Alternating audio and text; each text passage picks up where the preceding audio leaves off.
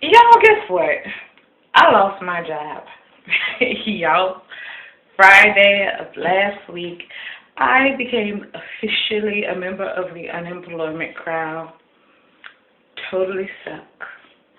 So I guess you're looking at the video like, that's it? That's it, but that's not it. Does that make sense? No? No? Okay. Anyway, that's it, but that's not it. Because I want to actually use this moment in my situation to first be transparent. And two, I kind of want to let you guys into my process. I now post a lot of my life on Facebook as far as ministry is concerned. And it's easy to see the fun, awesome side of it, especially when you're living and walking and believing as a Christian. But now I want you to see how we overcome during the tough times. We always come out at the end shouting and tell you, hey, y'all don't know what I just been through. Well, guess what? Now you are going to know because I'm giving you an inside look. So, yes, I lost my job. First thing for me is to recognize that this is only a season. My faith and my hope in God and my experience in His life has let me know that there's a season for everything. In fact, Ecclesiastes 3 speaks extensively about this very same thing. There is a season for everything, and this is one of them. There's a season to be unemployed. Amen and amen. Now, listen, I don't try to become unemployed. I did not try to become unemployed. In fact, I really thought I had a level of job security considering the job, but sometimes it doesn't work like that. But yes, this is only a season. Now, one of the first things that I'm choosing to do is identify my season. I identify this season as one of restoration and reformation for me and re-identification.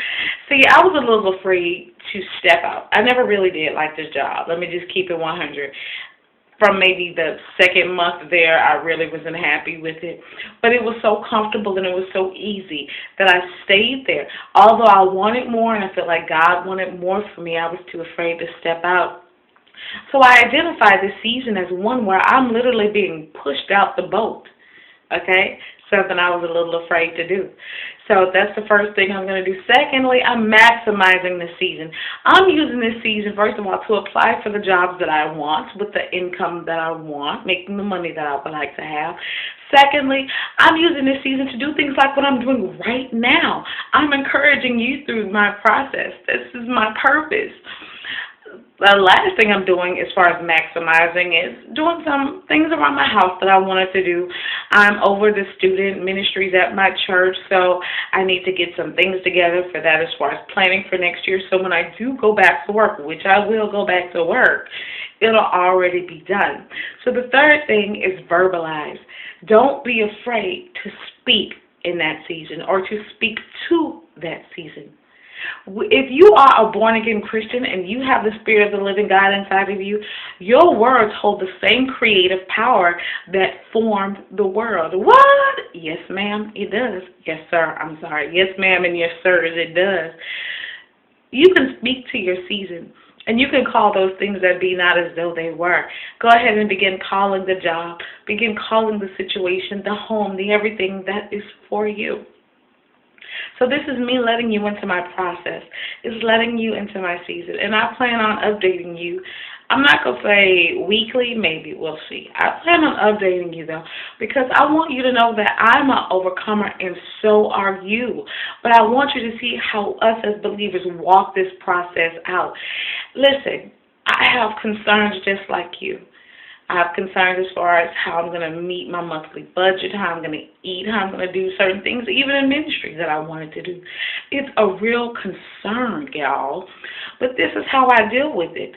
Whenever those concerns sit on me, I get up. First of all, I do something. I maximize my season. I get up and I do something. And then as I'm doing something, I begin to remind God about what He said about my life. I begin to say, you know what, Father, I know you love me, and I know that you're planning on prospering me, that you plan to give me hope in a future, and at the end of this thing, you're working it out for my good. Your purpose will prevail in this season. So watch me, follow me as I follow Christ, and at the end of this thing, we are both going to be overcomers, and oh my God, I want to see testimony videos because you're going to see mine, all right? Bye.